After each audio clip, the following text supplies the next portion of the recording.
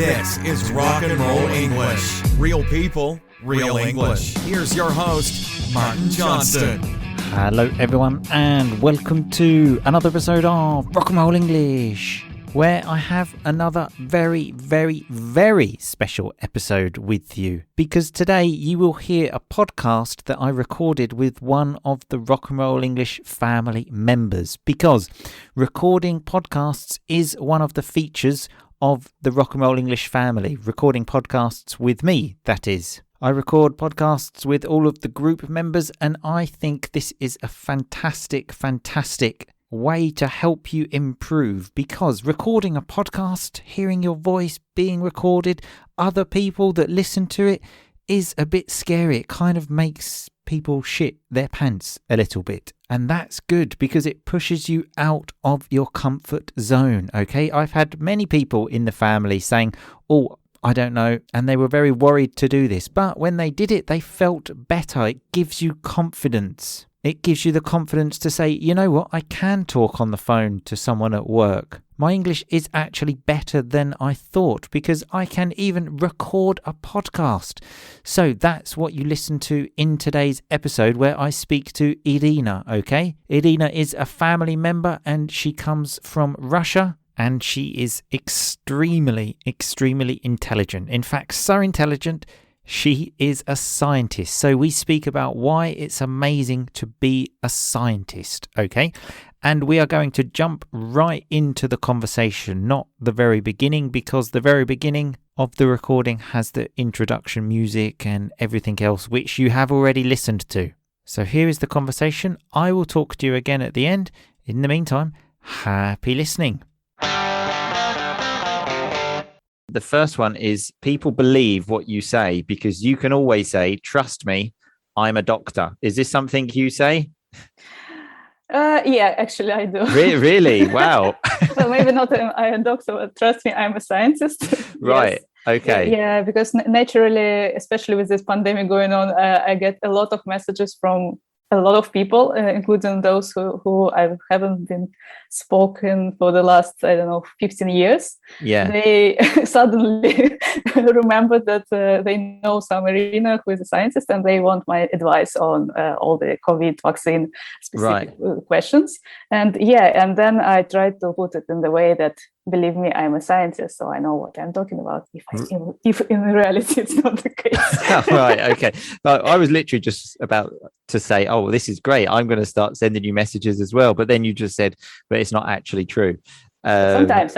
Well, I try to, familiarize myself with the actual, scientific information. But of course, you can't know everything, right? Yeah. Well, I mean, I kind of, in the last few years, have come to the conclusion that nobody in the world knows what they're doing in anything. This is kind of my conclusion that I've come to in the last few years. I'm sure you told me anyway, but it's just because it's so complicated, it's kind of gone over my head. But what type of scientist are you again? I'm a biologist by training, but I do research in medicine, in tuberculosis and other lung diseases. Right. So when you said that, you said, so I'm a biologist, and I thought, right, okay, I'm following this. I know what that is. Well, kind of anyway. And then you said like medicine. I was like, right. And then you said another word, and I was like, whoa, tuberculosis. This one. I was like, whoa, what's that? Okay, then we can just settle on TB. TB? TB. Yes, that is the short version of tuberculosis. Right. Okay. That's a disease. Okay, it's getting too technical. Sorry. Yeah, because again, when you said that, I first thought you said TV, and I thought, right, now we can talk about something I know. I know about this. So I'm a TV scientist. Do you think something like that exists? You never know, do you? Yeah. You never know. Although I must admit, if someone told me they're a TV scientist, I don't think I would want to get advice about the COVID vaccine from that person. Yeah, true. Neither do I. Yeah, exactly. Okay, the next one, I think this is the best thing about being a scientist, is that you get to wear the lab coat. Big long white coat that immediately gives you respect. It's like, look, I'm wearing a lab coat. Okay, so I just know what I'm talking about. yeah, just commands respect. So do you wear a lab coat for a lot of the day? Yeah. So usually, if you work in the lab, you wear a lab coat or gown, and also in some of the labs, it's not enough, and then you have to wear something even cooler, which is the hazmat with the Oh, right. The kind of, hood. yeah, like a spaceman kind of Yeah, thing. basically, yeah, it's like a space suit. Yeah, so Right. and then Okay. you look much more respectful. Right. Okay. Wow. And so talking about these lab coats, what's the correct way? Lab coat or lab gown? What do they call it? I think both are correct. Right. Okay. Because on the website it said lab coat. So who's responsible for washing these? Are there ones like in the lab, like take your own, or do you take it home and wash it? Or do you do like when we were children and playing football, one time a week, one person has to wash all of the lab coats and then you take it in turns to wash them? Wow, such a nice system. Yeah. No, we are not that smart as Right. apparently you are. Usually there is some special service who is washing this, and you're not supposed to bring it at home because you can bring something dangerous Right. to your washing Interesting. machine. So Yeah. right, okay. Then you need a washing machine scientist to to fix the problem. Right. Okay. Interesting. So you just arrive and there's lab coats ready. Yeah. Yes. Right. They are Okay. they are waiting for you. Right. Okay. And the next one again kind of made me laugh because I hadn't heard this word in a long time. I'm sure you know what this is. That you own a Bunsen burner. So No. just for people maybe that are not familiar with that term because it's not so common. It's the kind of thing. How can we describe it? The thing that makes a fire, like makes a flame? Let's say. Yes. So there is some gas or ethanol inside, and then you set a fire. No, it's probably not the word. You start the fire. Start the fire. Like a mini fire here we're talking about, not like a huge fire. Yeah. Well, sometimes it can be a huge fire. So, right. Okay. And that's why it's usually not being in use anymore. They don't use them anymore. Yeah, in most of the labs there are right. some Interesting. Yeah, because my memories of Bunsen burners generally from the 90s when I was at school. And especially people like the Hellraiser switching on the gas and thinking it was funny all of the time. And like, I definitely could see why there are accidents. And I even remember thinking then, because this is when I started secondary school, we started using these Bunsen burners, thinking I don't feel safe with this because I don't know if I should be trusted with a Bunsen burner. Yeah, that's totally normal. Yes, they are really not safe. And we had them in the university, and one of my classmates actually set fire on himself while working on this.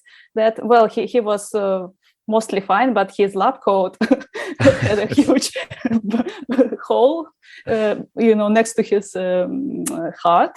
Right. But, yeah, he looked such a cool scientist. Yeah, it's kind of like a war hero of like your medals. You've got a hole in your lab coat to say this was when I nearly died trying to save the world. Yes. But so are you saying the lab coat saved him? Because I didn't think lab coats were so like protective. Well, apparently it is. Because it just looks kind of like cotton or something like that. Really, I didn't think that would protect me from a fire very much. Well, now you know. Maybe you should wear it 24 hours per day. Yeah, I will. You never know, do you? I'll always wear my lab coat. Or a hazmat suit. Yeah, exactly. You know what? I don't think I've ever had the honor of even wearing a lab coat. They didn't give them to us in school. That's so strange because they gave you this dangerous. Exactly. No lab coat. One thing I do remember, because obviously in England we have to wear school uniforms. Do you have to do this where you grew up? No, but in some schools, yes. So it depends on the school, on the region. Yes. Because we didn't have that. Right, because like all schools in England have this. and you always had to like put your tie in your shirt, and that was the only safety regulation that there was. Put your tie in your shirt, and then everything will be fine. Then don't worry about using a Bunsen burner with gas. As long as your tie is in your shirt, there's nothing to worry about. You're safe. Yeah. And the other thing, actually, the other rule was no gel in your hair, because otherwise your hair could catch fire. I never did see anyone's hair on fire. But yeah, and I in the 90s loved gel. And so that was a big problem. I remember being told sometimes to go to the toilet and wash the gel out of my hair, which doesn't really work anyway, because you need to have like a proper shower. If you just put your head in a sink under a tap, it doesn't really do anything. We'll just teach you a lesson. Yeah, don't do it next but I mean, time. I still would. It was kind of like, I suppose when you got sent to wash the gel out, similar to your colleague that had the hole in his lab coat. It's kind of like you gain respect from that, of like, wow, especially trying to like maybe impress some girls. That it's kind of like a bad boy image of having to wash gel out of your hair. Screw the system. Exactly. Fuck the system. Okay, I didn't want to say that. Oh yeah, take it to the next level. Okay, so another benefit here of being a scientist is that your friends and family think you are a genius. Is this true? Do they all think you're a genius? Right. Okay. Yeah, I know, I'm so humble today. Right. No, maybe not a genius, but they also ask me some questions. They believe what I say. So because again, you say, trust me, I'm a scientist. Yeah, something like that. They think that if you're a biologist, that you know every plant, every bird, and which is definitely not true. But you can always say, this plant is called blah blah blah, and there is no way they are going to check it. So that's of course, I didn't think about that. Now you said that about biology, just one word popped into my mind: photosynthesis. Wow, that's one. I can't remember really what it is. It's something to do with water and plants. I can't remember. I definitely remember doing that at school. Photosynthesis, I think is correct. I'm not sure because I studied all this in Russian, so I'm always not sure about the terminology. And I imagine the words are similar in all languages, or no? Am I just making this up? Because I don't think, for example, hundreds of years ago they were talking about photosynthesis and other stuff. I'm not sure. Yes, so a lot of these terms are international. So in Russian we would say something similar, like photosynthesis. Right. Yes. Yeah. That's true.